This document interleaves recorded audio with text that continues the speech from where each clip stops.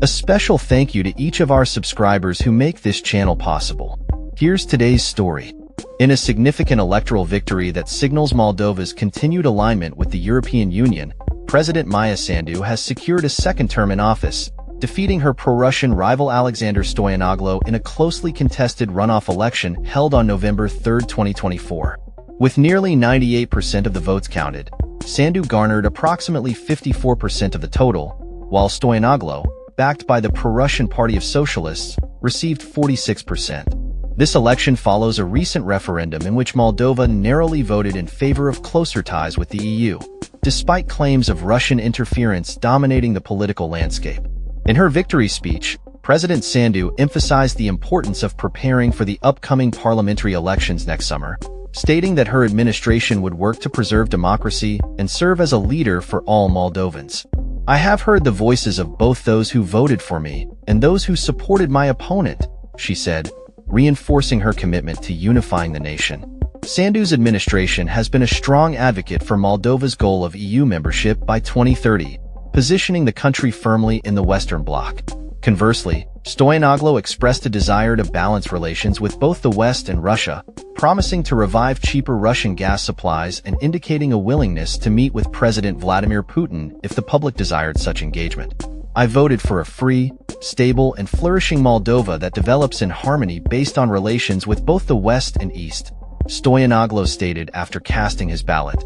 The election results are particularly significant given the geopolitical context of Moldova, an Eastern European nation of approximately 3 million people that has been navigating its path between pro-Western and pro-Russian influences since the dissolution of the Soviet Union. The recent Russian invasion of Ukraine has heightened tensions in the region, prompting Moldova to reassess its foreign policy and alliances. As the election unfolded, allegations of Russian meddling loomed large, with Sandu's national security advisor, Stanislav Sicrieru, claiming that there was massive interference aimed at distorting the electoral outcome. Reports surfaced of vote-buying schemes allegedly orchestrated by Russian-backed oligarchs, raising concerns about the integrity of the electoral process. The Kremlin has vehemently denied any involvement in Moldova's elections, dismissing claims of interference as unfounded. The election also serves as a litmus test for Moldova's future direction as it prepares for parliamentary elections next year. While Sandu's party has been a strong proponent of EU integration, the close result of the referendum and the presidential election suggests that her administration may face challenges in retaining its parliamentary majority.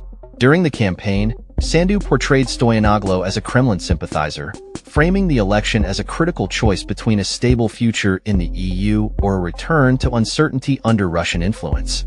Stoianoglo, in turn, accused Sandu of failing to address the needs of ordinary Moldovans and engaging in divisive politics, highlighting the country's linguistic and cultural divides. The election outcome has garnered attention from European leaders, with EU chief Ursula von der Leyen congratulating Sandu on her victory and reaffirming the EU's commitment to supporting Moldova's European aspirations. The EU has pledged a multi-year financial package to assist Moldova on its path toward accession, further solidifying the pro-European trajectory established under Sandu's leadership.